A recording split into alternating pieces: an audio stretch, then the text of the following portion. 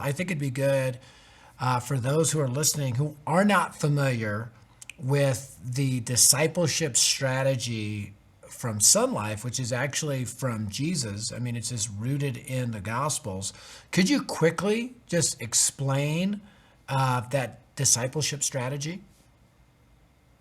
Yeah, so, just looking through the Gospels and, starting with the end in mind, right? So, Matthew 28, Jesus commissions them, Acts 1, the church is birthed, it's launched.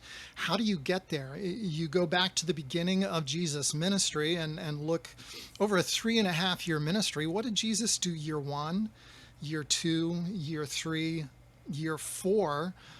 To see the results that he saw to create a Which movement of multiplication.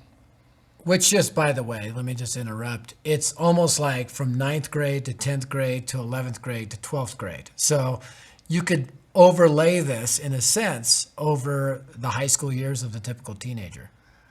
And Kind of fun. particularly when you consider the fact that most of Jesus' initial disciples were teenagers. And Yep. we could get into some evidences for that, but suffice to say, Jesus choosing teenagers as the ones he would invest in, you know, unschooled, ordinary men, these young guys that he's going to change the world with. So what did that look like? And so we've kind of got what we call the 4-chair discipling process. And so that initial chair 1, what did Jesus do there? He was reaching them when they were not yet believers. They didn't yet know that he was the Messiah. And so he was inviting them to come and see who I am, so that you can place your faith in me, that you can believe in me. And so it begins with those who are spiritually lost, and then bringing them to the place, chair 2, where they become a believer, where they've put their faith in him. And the invitation then in that second chair is to follow me. Begin to pattern your life after me. Journey with me, walk with me, learn from me. My character, my priorities, let them be your character and your priorities. To the place then where they would see who Jesus was, the way that he was ministering, the way that he was interacting with people. And if they were going to be like him, it meant that they were going to have to minister the way that he ministered as well. And so that third chair is where they become workers. And now they are going to be equipped to fish for people. So that's that third invitation. Follow me and I will make you fishers of people. And so Jesus is beginning to equip them how to fish for the spiritually lost. And then when those spiritually lost put their faith in him, how to help them continue to journey and follow. So focusing that chair 3, the worker chair, focusing on the lost in chair 1 and the believer in chair 2. And then, just before he goes to the cross, John 15, Jesus says, here's my desire for you, that you would bear much fruit that will last. And so it's this idea of living a fruit-bearing life. And from a disciple-making standpoint, we bear fruit when we reach others and see them become disciples as well. And they reach others, helping them to become disciples as well, who reach others, helping them to become disciples as well. And so you've got this multiplication effect. Mm-hmm. And so that fourth chair is the chair of the disciple maker. And that's the goal all along, that they would become disciple makers. But he's going to take them on a process to get there. And honestly, we don't even really like the word discipleship, because it has a connotation with it that you have two separate things. You have evangelism and you have discipleship.